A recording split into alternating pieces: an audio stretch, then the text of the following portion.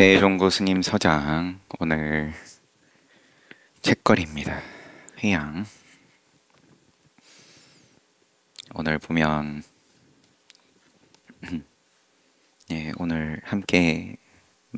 오늘만 함께 하면 책 다 본 거죠.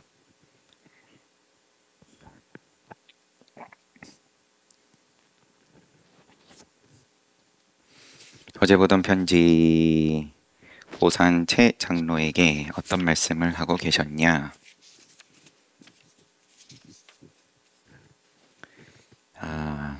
장로 맞아요. 스님에게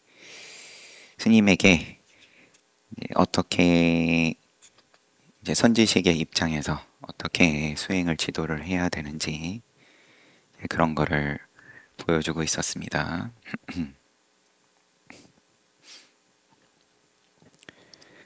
앞의 내용은 당신이 향을 사르고 지금 고산채 장로에게 당신의 스승인 악 장로에게 향을 사르고 이제 공식적으로 내가 법을 펴겠다 하는 거죠.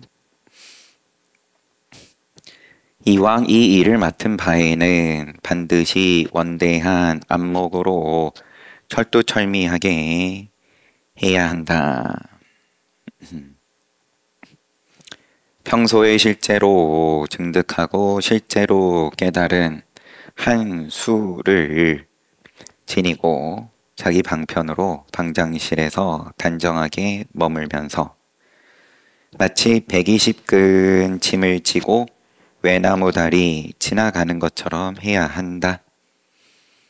삐끗하면 목숨을 보존할 수 없다.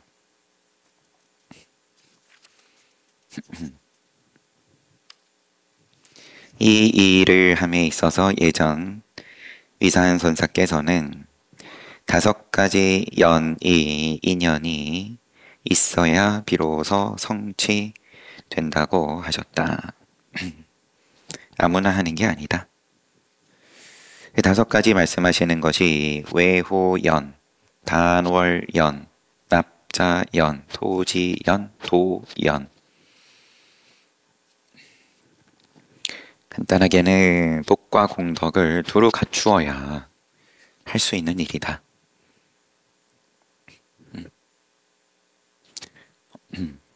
공덕과 지혜, 복덕과 지혜. 지혜만 있다고 해서도 이 5가지 인연으로 말씀하신 앞에 4개는 다 그러면은 복덕인 거니까 이 수행처를 외호해주는 인연, 또 후원해주는 단월, 와서 함께 수행하는 납자 인연, 그 다음에 또 공간에 대한 인연, 땅과 건물과, 그러고 도연, 당연히 도연은 있어야 되는 거고,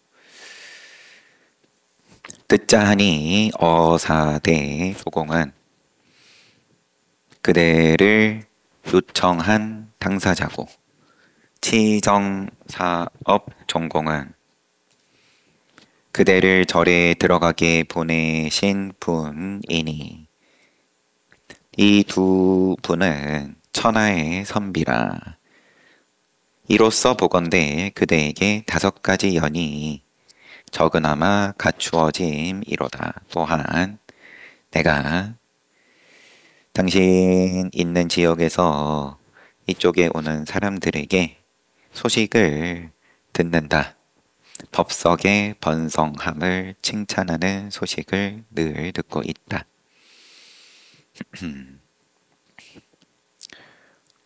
그러면서 또 최근 몇 해에 한 종류의 장사치 무리가 있어서 뭔가 비스무리한 것 배워다가 이제 그것을 흔들어서 허공을 타고 메아리가 울려 퍼지듯 서로 번갈아 인가해주고 뒷사람을 속이고 그럼으로써 정말 종풍을 이어받은 법을 푸대접하게 된다. 그러므로 진지하게 하지 않으면 안 된다. 정신을 똑바로 차리고 하지 않으면 부처님법이 무너진다. 큰 일을 짊어진 줄 알아라.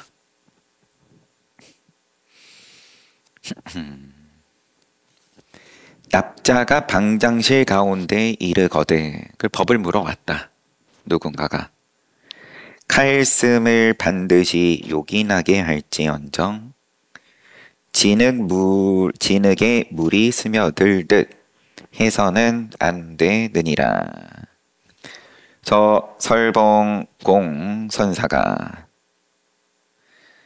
근래 운거의 운문함의 이건을 함께 모였더니 이 늙은이가 그이가 스스로 속이지 아니함을 알았노라.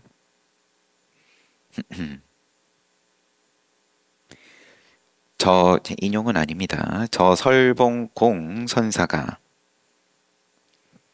근래 운거의 운문함의 이건을 함께 모였더니 요거는 지금 잠시 주석을 읽어보겠습니다. 전후 상황으로 보이는데 1129년 지금 편지는 66세 1154년이니까 한참 전에 원오선사를 모셨는데 원오선사께서 촉으로 돌아가시거늘 스님께서 요거는 우리 앞에 행장에서 봤던 내용 그대로인데 그 원오스님으로부터 대종고 스님이 어쨌든 눈을 열고 그러고 얼마 있지 않아서 원오스님께서는 촉으로 돌아가셨다. 그래서 지금 대종고 스님께서는 운거산 뒤편 옛 문원 선사께서 거처 했던 암자터를 얻어서 암자를 짓고 운문함이라고 했다. 다음 해에 대종고 스님 나이 42이셨을 때 봄에 옴교와 사셨는데 개선 도겸, 독림 도안, 설봉 해공 지금 언급된 설봉 해공 등 20여인이 따라와서 시봉했다.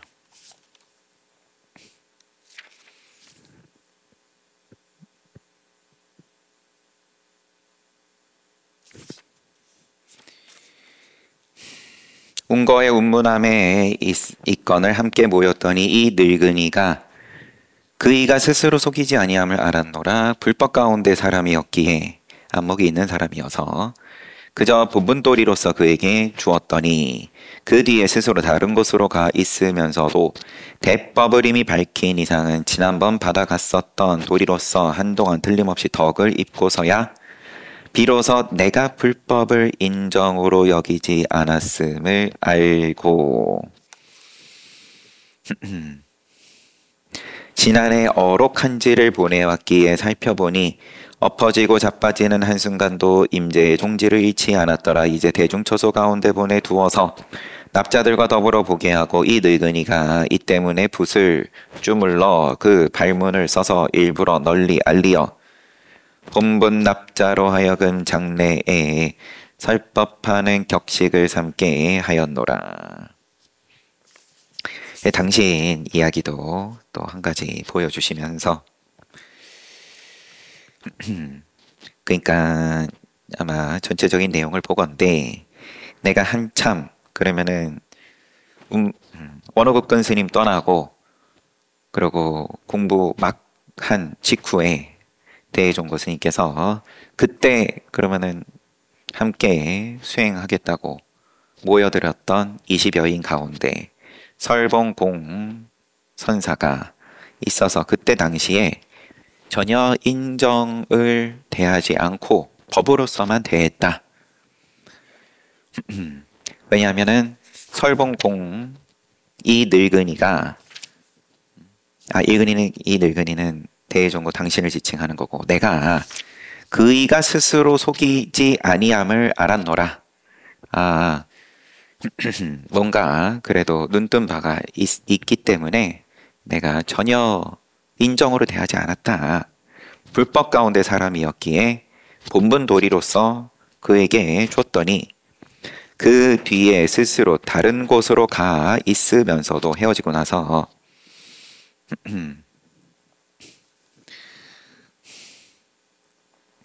대법을 이미 밝힌 이상은 지난번 받아갔던 도리로서 한동안 틀림없이 덕을 입고서야 그럼 본인이 눈뜬 그 안목을 가지고 자기 눈뜬 힘을 가지고 시간을 보낸 이후에야 그래서 그 보낸 시간이 한동안 틀림없이 덕을 입고서 비로소 내가 불법을 인정으로 여기지 않았음을 알고 그러니까 42 요때 있었던 인연인데 그때 헤어지고 이 사람이 그럼 지금 편지를 쓰고 있는 66 그러면 뭐 24년 지나가지고 그제서야 내가 불법을 인정으로 여기지 않았음을 알고 지난해에 어록한지를 보내왔다.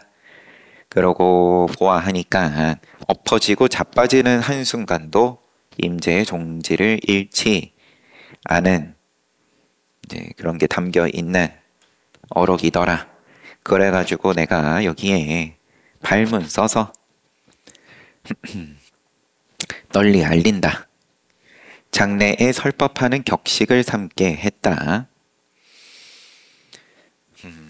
뭐 뒤에 좀 더 편지는 끝나지 않았으니까 이제 보면은 좀 더 정확해질 수 있겠지만 이렇게 눈을 뜨고도 그러면 한 20년 푹 삭은 이후에야 내가 자기를 대함에 있어서 인정으로 대한 게 아니라 불법을 인정으로 여기지 않았음을 알더라. 공부한 직후에도 그러면은 자기를 눈뜨게 해준 스승을 온전히 봐내지 못하더라. 이런 걸 수도 있고. 그런데 뭐 20몇 년 지나가지고 어록을 한 권 보냈길래 보니까 그래도 충분히 푹 쉬어졌더라.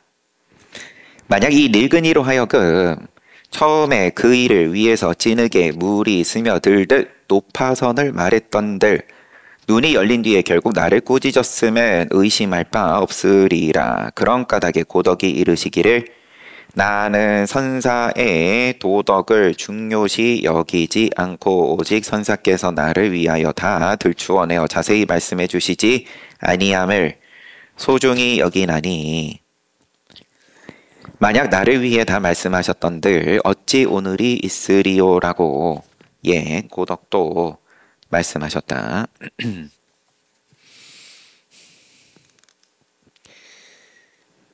그러면은 그러니까 이처럼 너도 해야 된다. 편지받는 고산 최 장로에게 인정으로 지가 그러면은 나의 의도를 전혀 알지 못하고 손가락질을 하고 떠날지언정 그런데 개의치 않아야 된다. 진흙에 물이 스며드는 거다. 그런데 이래저래 인정으로 끌려다니면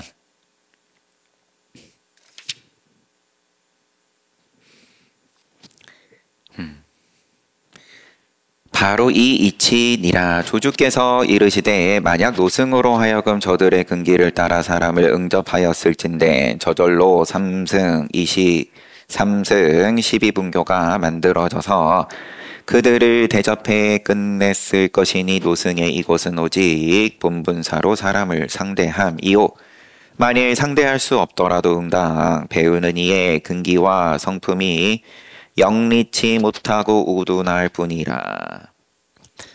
노승의 일과는 전혀 상관이 없느니라고 하셨으니 생각하고도 생각할지어다. 조주스님도 말씀하신 바 이와 같다.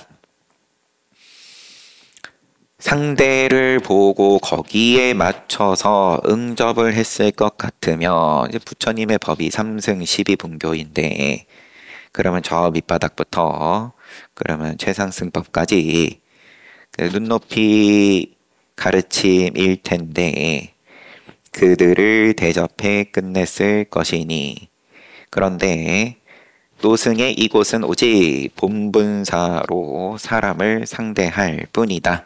만약에 상대방이 거기에 그럼 받아들이지 못하면 그러면은 그 사람의 근기와 성품이 영리치 못하고 우둔할 뿐이다. 나의 일과는 전혀 상관이 없다. 생각하고 또 생각할지어다. 이렇게 끝났어요.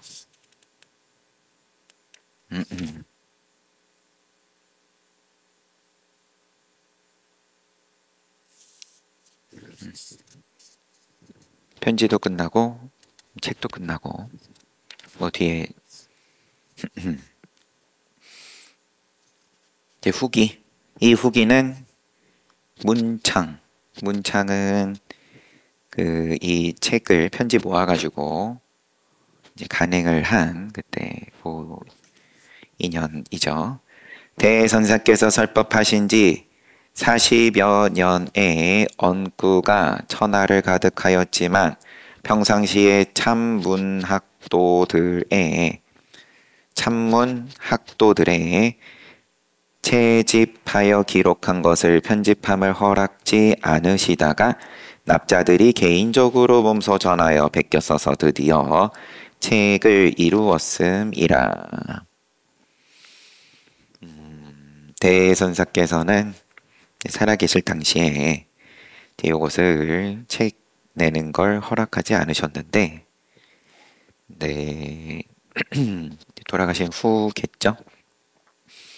납자들이 개인적으로 몸소 전하여 베껴 써서 드디어 책을 이루었다. 만년의 대중이 애써 간청하였기에 이에 유통함을 허락하셨다. 살아계실 때 허락 맡았다. 그러나 받은 시기에는 선후가 있고 보고 들음에 상세함과 간략함이 있으며 또한 어진 사대부들이 얻은 바 법어를 제각기 보배처럼 간직하여서 모두 다 볼 인연이 없으므로 이제 거둔 바가 잠옷 미진하니 다시 채집하여 따로 후록을 만들길 기다리노라. 네. 이것으로 끝나지 않길 바란다. 더 풍성해지기를 바란다. 당연히 뭐 또 편지에 개인적인 것도 담겨 있고 하니까 꺼내놓기 힘든 입장들도 있을 테고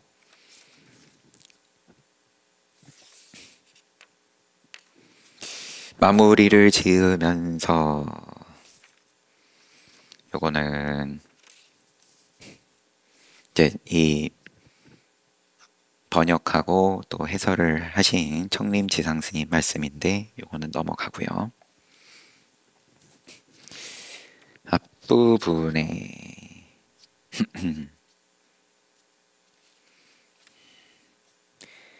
간화선 해제에서 서장이란 요거는 우리가 봤고 간화선이란 요거는 보다가 이렇게 뭔가 분석해서 해설을 한 것은 간화선에 관해서 요거는 이제 공부를 이제 간화선에 직접 화두를 들고 공부를 하실 분들에게 별로 보탬이 안 될 것 같아서 건너뛰었었죠. 지금도 굳이 그런 생각이 있습니다. 그다음에 옥조선에 대한 요거는 봤었는지